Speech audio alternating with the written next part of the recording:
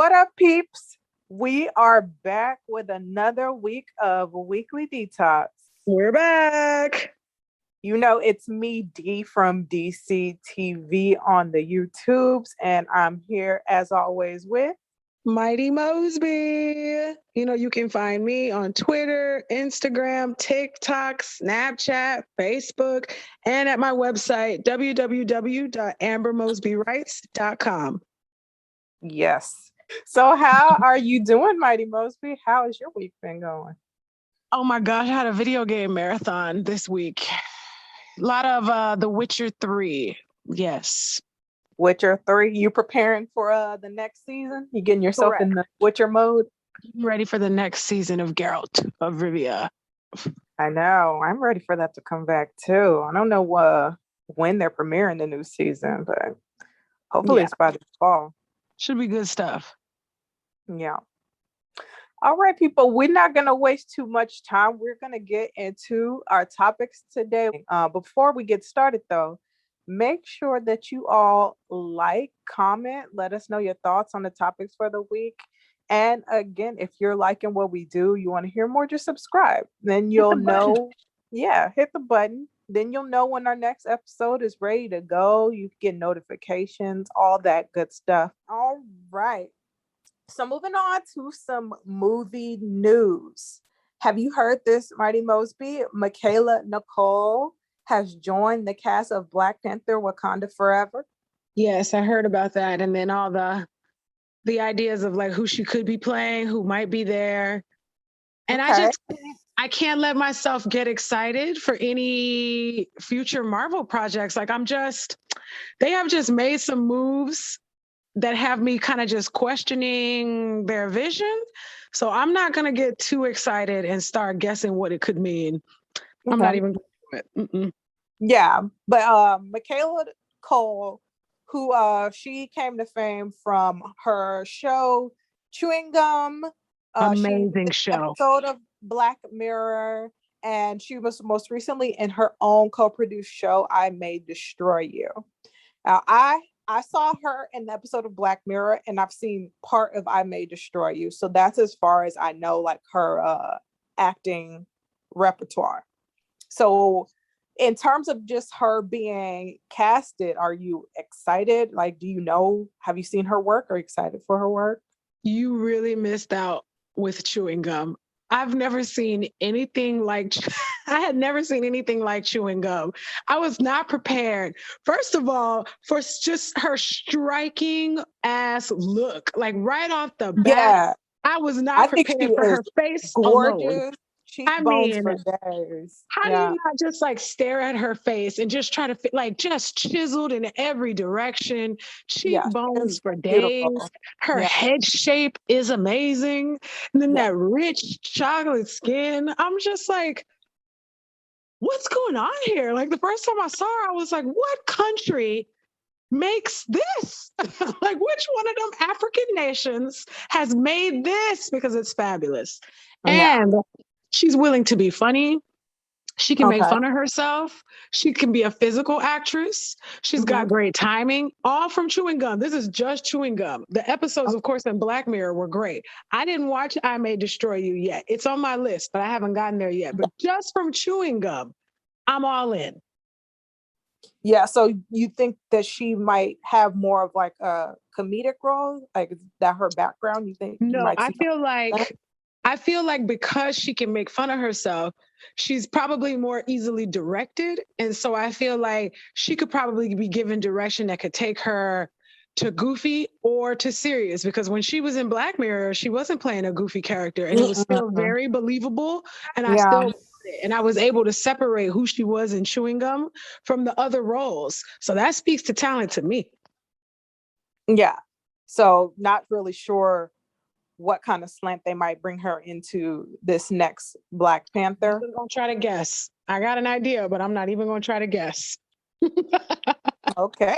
You can't help yourself, right? Like you can't help yourself. You're like, she's probably about to come in. Because the red herring, of course, is that many of us fans, myself included, have made her our pick for Storm.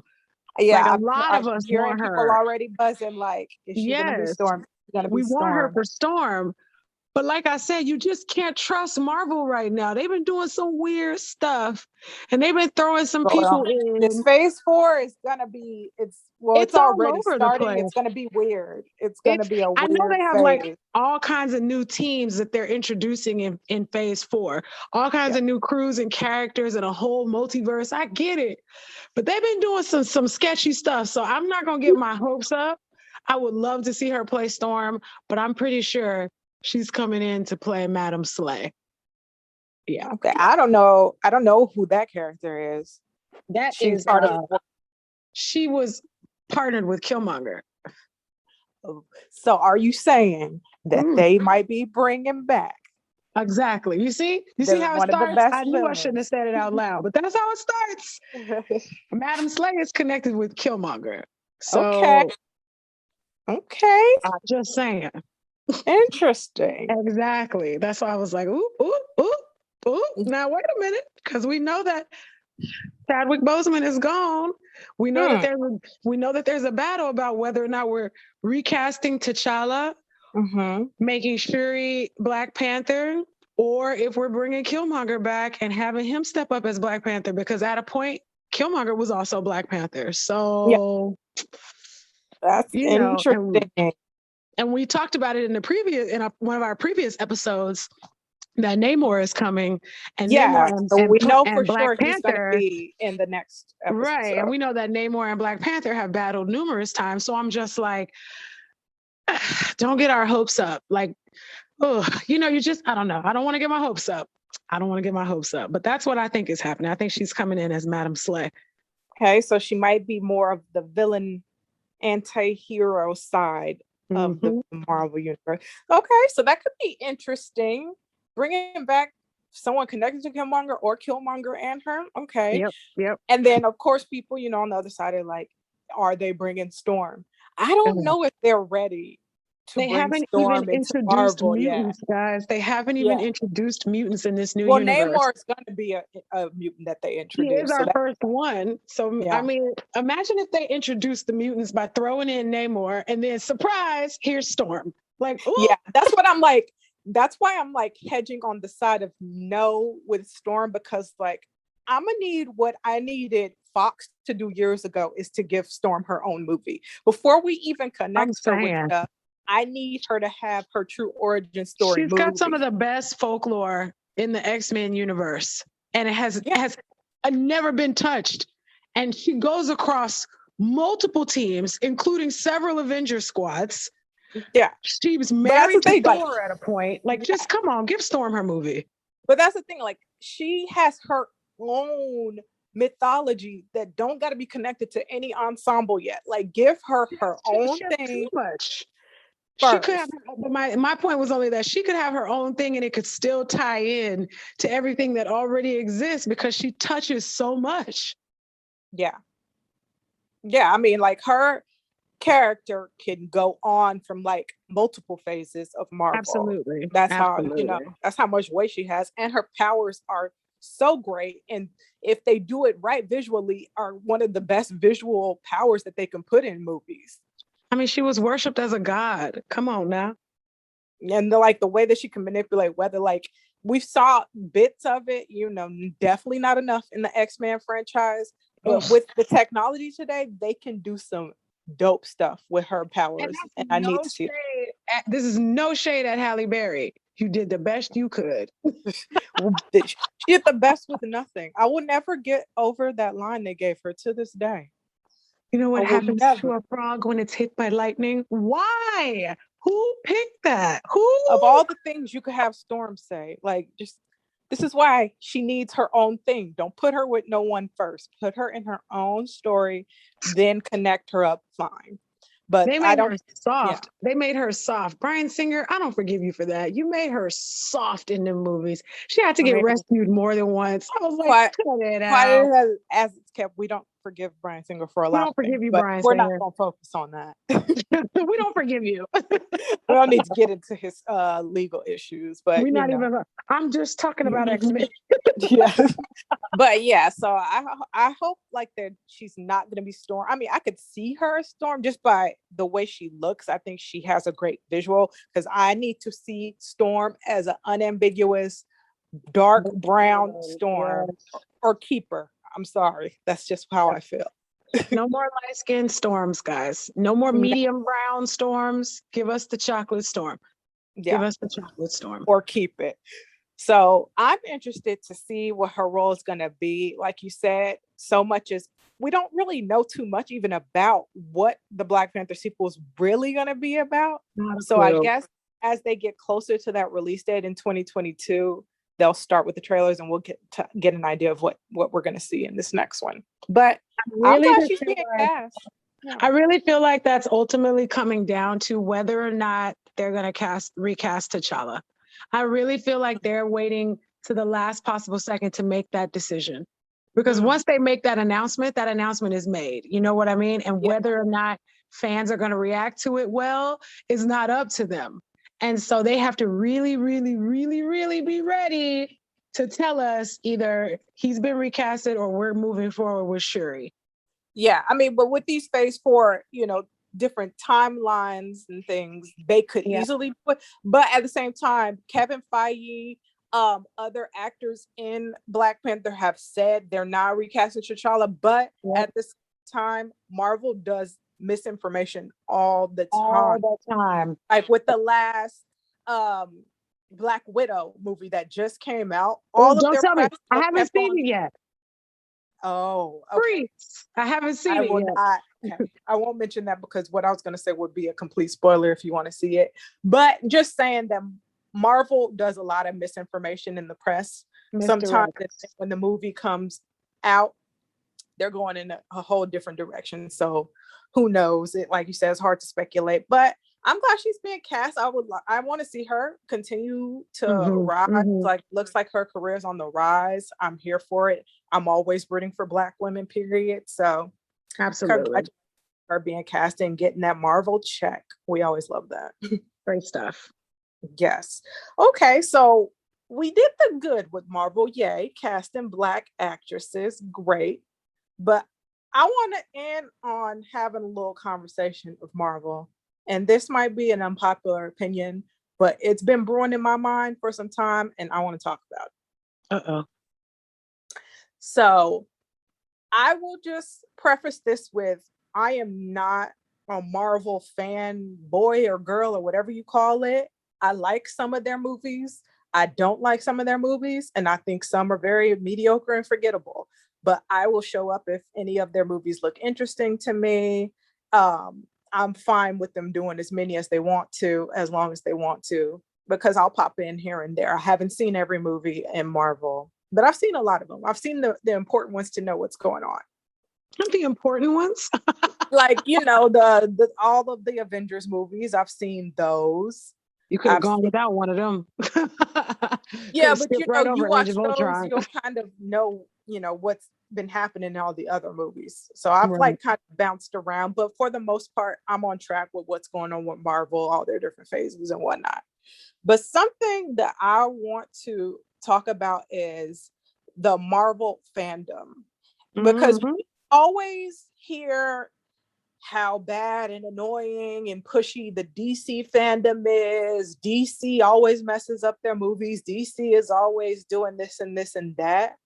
But we do not talk enough about how Marvel fans are giving the same energy in my book.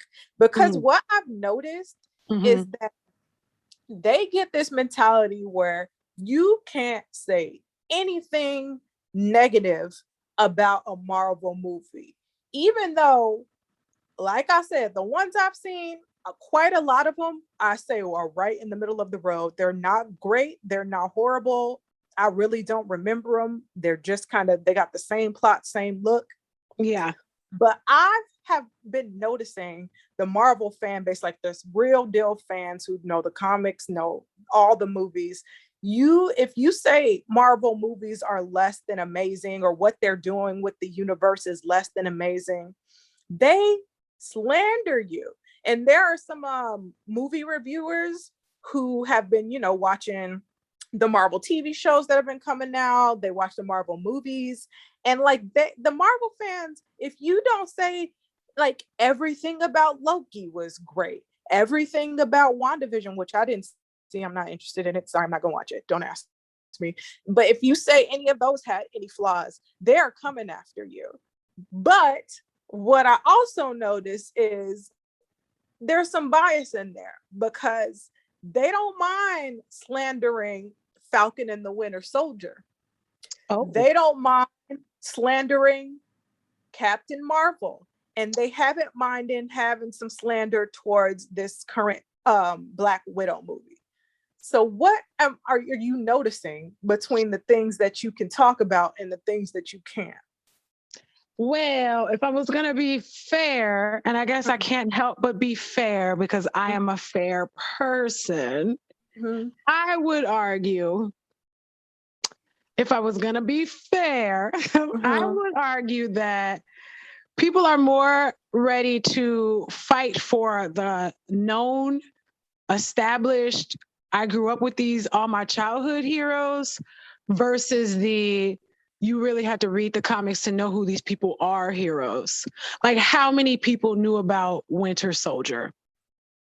Like, let's just think about it. Like, in your mainstream, how many people knew about Bucky Barnes? Like, how if many you came up with the Captain America series, then you would know, right? Maybe.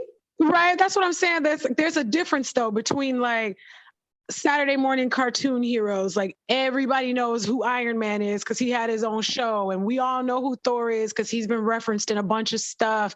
We all know Spider-Man is the #1 Marvel hero of all time, has made the most money for Marvel in like toy sales, game sales, the movies, blah, blah, blah, blah, blah. Spider-Man, Spider-Man, Spider-Man.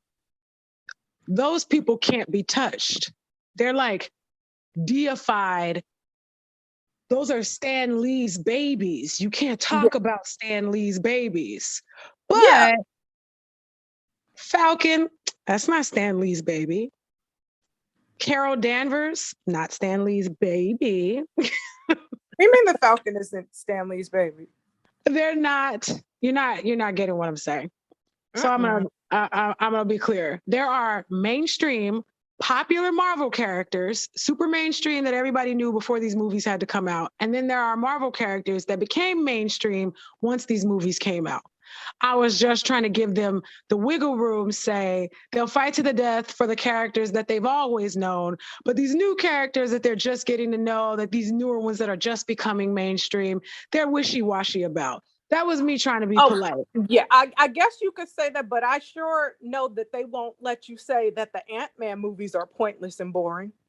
And whose favorite character is Ant-Man? I'll wait. Nobody's favorite character is Ant-Man. Those are 100% filler movies. So I think that was really nice of you trying to like give them a little out, but let's be real here. They're not allowing slander for Captain and the Winter Soldier, or Falcon and the Winter Soldier, whatever you want to call it, because they don't care about the Winter Soldier. They're allowing slander for Falcon and the Winter Soldier because Falcon. And they're allowing slander for Miss Marvel because it's not Miss Marvel, Captain Marvel because Captain Marvel, and Black Widow because Black Widow. They're the only ones. I'm not going to say you're wrong. That aren't starring a white man as the main hero, and they're the ones that, we don't go super fandom on y'all if y'all say something about those. Oh, but don't talk about Ant-Man. Don't talk about Iron Man. Even though I can't tell you what happened in those Iron Man movies. Don't ask me. Oh, Iron Man had its time. They had to answer for Iron Man 3. They knew they couldn't pretend that Iron Man 3 was good. Iron Man had its time. So did Thor, because the second one and the third one, hot trash. Sorry, Ragnarok was okay. Ragnarok was but that second one, not a clue. Don't even really remember the story. Was even memorable was the last one. I was like, the first Thor movie, boring. But you needed it to establish Thor, so I got over it. The second Thor movie, couldn't even tell you what was going on. Some dark elves that read Spirit, it's not the Spirit Stone. Spirit Stone is orange. I can't even remember. Soul Stone. Soul Stone is orange. The red one, whatever the red one is, I can't even remember what the plot of the movie was. I'm making my own point. So I just will say that, but yeah, if I still want to give the benefit of the doubt, because I can't help it, I will say that. well, I feel like that's not fair though, because people slice and dice the DC to its core, and they slice and dice every character. But when me, not being a super fan person of either one, just pop in what I find interesting, I do not, and this might be unpopular, but I don't feel the DC movies have done so drastically worse than all the Marvel movies. Yes, there are some Marvel movies that are really good, but the rest, and you compare them to the DC movies, from my perspective, I don't think they're that astronomically better. I feel like they're so kind of vanilla, same plot. I would rather see like a movie that missed the mark but actually tried than 1,000 Marvel middle of the road same movies. That's just how I feel. But they get to toss DC into the muck, but say something about Marvel, and like they're literally sending people death threats. They don't listen to anyone's critique. You just don't get it. Maybe they didn't make you get it. Maybe they did not connect the dots the way they needed to. Maybe they like didn't tell this their Loki story well series, enough. which I found was not giving what people are pretending it gave. Oh, it definitely was just average for me. Yeah, and people are acting like this is the reset for Marvel. This is no. Well, technically, it's the reset for Marvel because it opens up those different multiverses. We haven't had those multiverses established formally until now. Like fans knew, like we already knew that they existed because in Endgame they're referenced. But now it's flat out, no denial, there's multiverse. All of these TV series are filler episodes until the next movies. That's all they are. They just float the story along. Literally I won't say three, because Falcon and the Winter Soldier is kind of its own thing. That kind of, anyways, like we needed to get the watched Loki, all of the episodes. I watched all of Falcon and the Winter Soldiers. And when you're looking at a well thought out piece of work, when you take your biases, your racial biases, your fandom biases, Falcon and the Winter Soldier told a way more cohesive story from start to finish than Loki did. Loki wasn't even its own like, without taking in the context of all the Marvel stuff, these episodes of Loki don't even mean anything unless you're looking at the whole picture. Falcon and the Winter Soldier, you don't have to watch any of the Marvel movies and could just watch that series, and it has a cohesive story. It's a standalone, so, absolutely. When you take your fanboying out of it and looking at from a TV and movie perspective, you can see that Marvel is not 100%. And I just feel like it's not fair that these are the things that have the gold standard. And if you are pointing out things that logically don't make sense, then you just don't get it and you deserve death threats and you suck and all this other stuff. I think it's biased, and we don't talk about it enough when it comes to these comic book fandoms. I mean, Chris Pratt is in Marvel and he got death threats from the Marvel fans for what Peter Quill did in Infinity War. And he's in the Marvel fandom, y'all. So she's not wrong. Y'all are kind of just as wild as the rest. Yeah, I feel like it's more acceptable to be a fan of Marvel right now because they're having a bigger success in the theaters while completely ignoring comic book success, animation success. It's just these movies have been more successful in the theaters at storytelling than the DC movies have been. And so it's like, to hate on DC, just obviously you're a smart person if you know that DC is bad. But how can you look at the glorious Marvel that is so successful in the theaters and say it's not good? Clearly you're dumb. Don't you see all the money it's making? It's so good, but also no, but Captain Marvel is no because it's woke. And Black Widow is no because it's woke. And Falcon and the Winter Soldier is no because it's woke. Those female characters existed before this woke movement started. Yeah, Y'all realize that, right? It's like they just put woke on anything that has something that's not a white man, and they think it explains. I'm saying, their like, bias. why would we not want movies about Black Widow or Captain Marvel when they play major roles in some of the biggest battles? Why would we not want their stories as well? Why is that being woke and not just a white fucking man, so it's obvious? woke. It's woke. Like Amber. y'all woke didn't even means know. bad. When you think about it like that, it's pretty sad. Like half of them didn't even know who these characters were, and they're ready to go to the death for them, and you're just like, why? Yeah. You think you know something about Marvel from watching these movies? You don't. These movies aren't even accurate Marvel universes. Like these movies are a made-up Earth. They're not even the Earth that you read about in the comics that you swear you read. You freaking casuals. Yeah.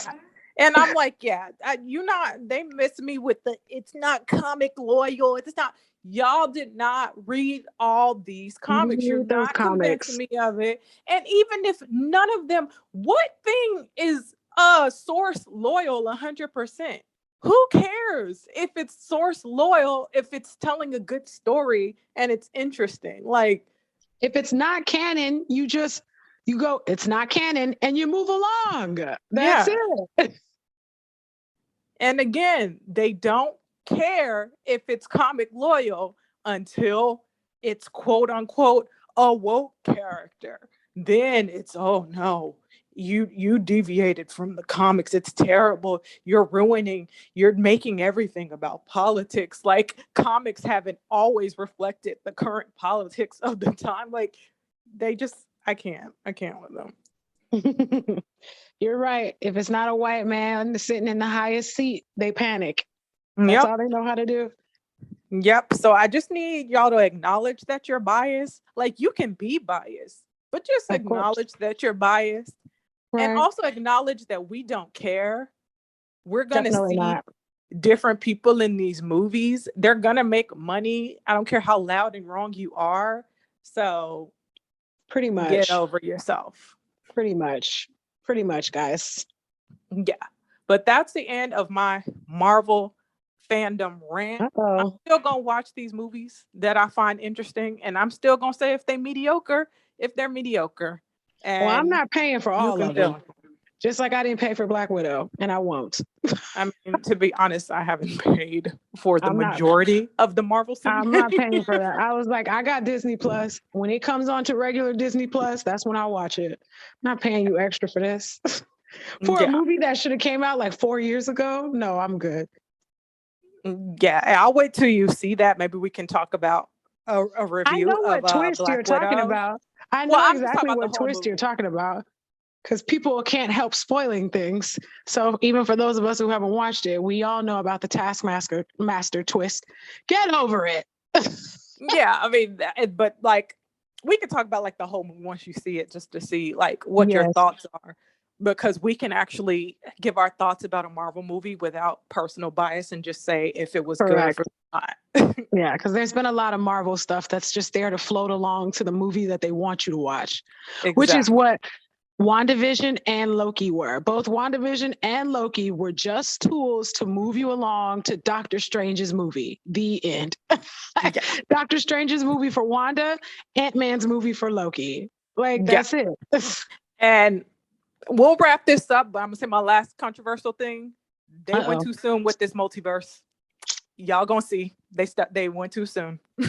They should have brought in the X-Men first. They should have done better with X-Men first. X-Men, Fantastic Four. Y'all went too soon with this multiverse. It's gonna fall back on you. They should have had X-Men and Fantastic Four before the multiverse, but they're going to use the multiverse as a way to give us X-Men and Fantastic Four instead. But it's gonna be stupid, and it is what it is. It's too late now. And they're gonna use the same whack universe to give us a PG-13 Blade. We're not. Let's wrap up on that note before we just blow the internet up with our hot takes. We can do a whole thing just about Phase 4 of Marvel and how whack it's about to be. Yeah, y'all will see. I'm just gonna sit back, sip my tea like I always do. I mean, if we wanted to just give a hint into Marvel Phase 4 of Marvel, you guys are really promoting Phase 4 She-Hulk by telling us that Megan Thee Stallion is going to be in there. Like Marvel was like, I didn't even know about that. Girl, Marvel was like, let's make people think that Megan Thee Stallion is about to play She-Hulk just to watch their heads explode. Like, come on, y'all, go sit down. We know that Megan Thee Stallion ain't gonna play She-Hulk because she's a tall, buff woman. You thought we were gonna be like, oh, like she's not a She-Hulk of a woman, you fools. She is like an average, full-sized, 5'10" woman. We could have a whole episode to talk about the anti-Black womanness that comes with Meg Thee Stallion. But my gosh. We'll wrap it up for today. We'll have can't even call those microaggressions. You can't even call those microaggressions. They just dead in your face. Yeah. But we'll spin that on another episode because y'all will come hate on her and we'll have something to say about it. But for this week, we will close it out. I'm ready to hear your thoughts. Like we always say, you can disagree respectfully. In the comments below. Come on in. You could say that I'm wrong, that there's no bias, that all the Marvels are good. They're fine. Just say respectfully below. But that's it for this week of Weekly Detox. We will catch you on the next one. Of course, we'll have another week of good stuff to talk about. So stay tuned and we will see you then. Bye. Take care.